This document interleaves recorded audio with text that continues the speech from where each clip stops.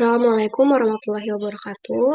Pada kesempatan kali ini, saya Ivana Jaya Mahadina dan Kesha Husna akan membahas penelitian kami yang berjudul Krisis Representasi Analisis 0% Keterwakilan Perempuan dalam DPRD pada Kabupaten di Nusa Tenggara Timur. Penelitian ini itu berangkat dari fenomena politik lokal pada pemilu 2024 di mana terdapat 4 kabupaten di Provinsi NTT yang sama sekali tidak memiliki anggota DPRD perempuan, yaitu Kabupaten Lembata, Flores Timur, Ngada, dan Rotendao. Padahal perempuan merupakan hampir setengah dari total populasi masyarakat di Indonesia. Nah, pada akhirnya fenomena ini menjadi menarik untuk dikaji karena menunjukkan adanya persoalan mendasar dalam sistem representasi politik lokal, khususnya terkait bagaimana perempuan masih mengalami hambatan struktural maupun kultural untuk masuk ke dalam lembaga legislatif. Nah, dapat dilihat bahwa pada saat ini meskipun kebijakan afirmatif berupa kuota 30% perempuan dalam pencalonan legislatif itu sudah diterapkan sejak pemilu 2004 melalui Undang-Undang Nomor 12 Tahun 2023, namun pada kenyataannya politik itu masih menunjukkan bahwa keterwakilan perempuan itu masih belum optimal gitu. Bahkan pada pemilu 2024 itu, keterpilihan perempuan secara nasional hanya sekitar 22%, yang dimana angka ini tuh masih jauh dari target afirmasi yaitu 30%. Yang lebih parah lagi, di Provinsi NTT ini terdapat 4 kabupaten yang mencatat angka 0% keterwakilan perempuan di DPRD. Hal ini juga menunjukkan bahwa regulasi afirmatif ini ternyata belum mampu untuk menjamin keterpilihan perempuan secara substantif. Nah, dan juga kalau kita lihat bahwa perempuan itu mencapai sekitar 49,9% dari total populasi Indonesia yang berjumlah 281,6 juta jiwa. Yang artinya secara demografis, perempuan ini memiliki jumlah yang hampir sama setara dengan laki-laki, namun kondisi tersebut itu nggak tercermin dalam struktur lembaga legislatif. Nah, kita di sini punya 3 tujuan penelitian atau 3 fokus, di mana yang pertama itu bertujuan untuk menganalisis faktor-faktor yang menyebabkan absennya keterwakilan perempuan di DPRD 4 kabupaten di NTT, yaitu Lembata, Flores Timur, Ngada, dan Rotendao pada pemilu 2024. Yang kedua itu kami ingin mencoba memahami fenomena 0% keterwakilan perempuan melalui teori representasi politik Hannah Pitkin. Lalu yang terakhir itu penelitian ini ingin melihat dampak dari tidak adanya perempuan dalam DPRD terhadap kualitas demokrasi representatif dan kebijakan publik di tingkat lokal. Karena ketika perempuan tidak hadir dalam ruang pengambilan keputusan, maka terdapat potensi bahwa kebutuhan dan pengalaman perempuan itu menjadi tidak terakomodasi secara optimal dalam kebijakan daerah.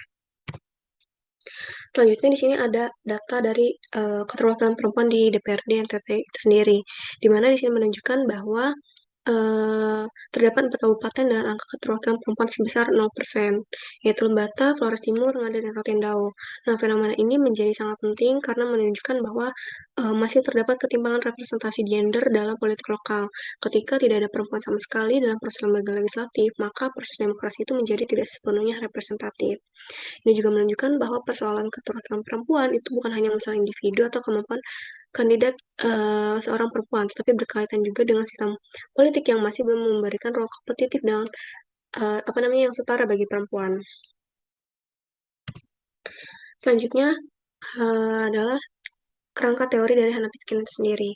Di sini kita menggunakan teori representasi politik, di mana dalam teori itu membagi representasi ke dalam 4 dimensi utama. Yang pertama yaitu representasi formalistik, di mana ini tuh berkaitan dengan prosedur dan mekanisme formal seperti pemilu dan aturan kelembagaan.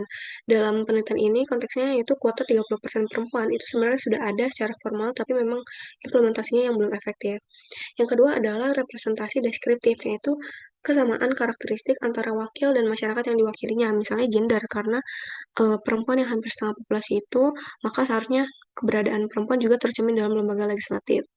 Yang ketiga adalah representasi simbolik, yaitu bagaimana kehadiran seorang wakil itu dapat menjadi simbol bagi kelompok tertentu. Nah, kehadiran perempuan di parlemen ini juga dapat menjadi role model bagi perempuan lainnya untuk ikut terlibat dalam politik.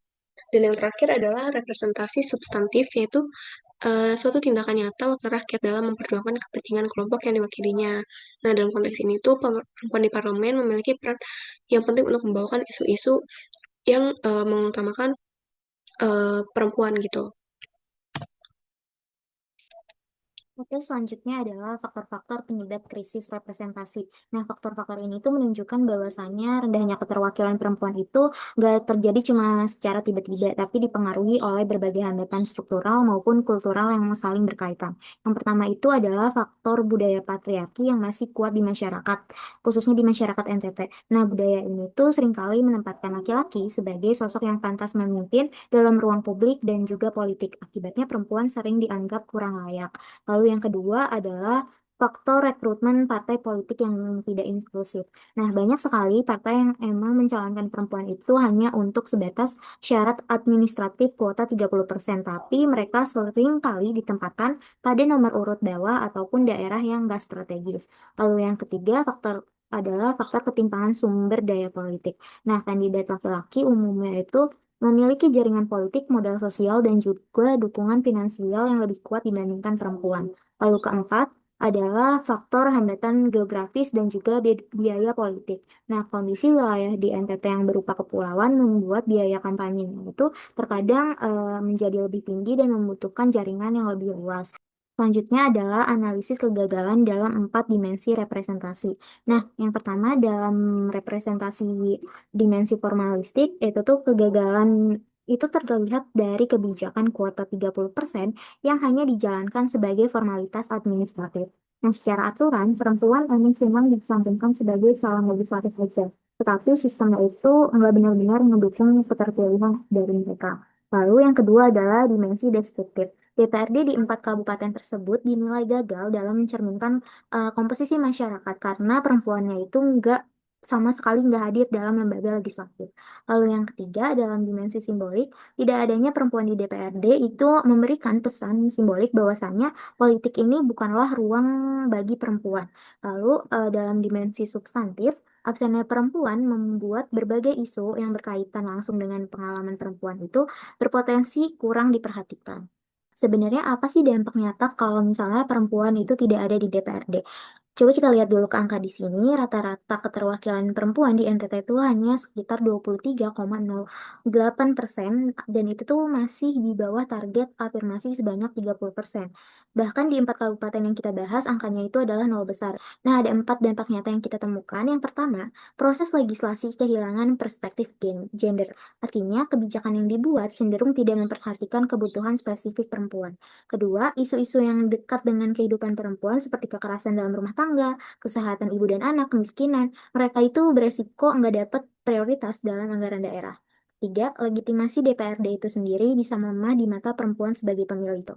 Dan keempat, ini yang paling berbahaya dalam jangka panjang, siklus eksklusi ini akan terus berulang gitu. Kalau tidak ada perempuan di parlemen, tidak ada role model. Nah, kalau nggak ada role model, perempuan muda ini akan merasa bahwasannya politik itu bukanlah tempat mereka. Berdasarkan hasil dari eh, analisa kami, fenomena 0% keterwakilan perempuan di 4 kabupaten di NTT ini bukan hanya sekedar anomali statistik, tapi merupakan indikator nyata dari krisis representasi politik dalam demokrasi lokal. Kegagalan tersebut terjadi dalam 4 dimensi representasi Hannah Pitkin, mulai dari formalistik, deskriptif, simbolik, hingga substantif. Hal ini menunjukkan bahwasannya persoalan keterwakilan perempuan tidak cukup diselesaikan melalui kebijakan kuota administratif, hambatan struktural seperti dominasi elit laki-laki dan partai politik, timpangan gender daya politik, serta budaya patriarki masih menjadi faktor utama yang menghambat perempuan untuk memperoleh ruang representasi yang setara. Diperlukan upaya reformasi, kaderisasi partai, penguatan kapasitas politik perempuan, dan transformasi budaya agar demokrasi lokal menjadi lebih inklusif. Rekomendasi kebijakan yang pertama, reformasi partai politik. Yaitu perbaikan mekanisme kaderisasi, tempatkan kandidat perempuan itu di nomor kompetitif, bukan sekedar pemenuhan kuota administratif. Yang kedua, penguatan kapasitas perempuan.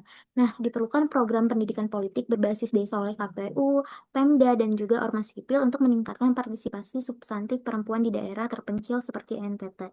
Yang ketiga, transformasi budaya politik. Sosialisasi kesetaraan gender dan juga kepemimpinan perempuan untuk mengubah persepsi masyarakat terhadap politik adalah ranah laki-laki. Karena pada akhirnya, demokrasi yang inklusif itu bukan hanya soal pemilu yang bebas dan adil, tetapi juga tentang sejauh manakah semua kelompok masyarakat itu memiliki ruang yang setara dalam proses pengambilan keputusan. Dengan demikian, pemaparan dari kelompok kami mengenai krisis representasi perempuan di DPRD pada 4 kabupaten di Nusa Tenggara Timur, semoga pemaparan dari kita ini dapat memberikan pemahaman bahwasannya keterwakilan perempuan bukan hanya soal persoalan jumlah, tapi juga berkaitan dengan kualitas demokrasi dan keadilan representasi politik. Terima kasih atas perhatian yang diberikan. Wassalamualaikum warahmatullahi wabarakatuh.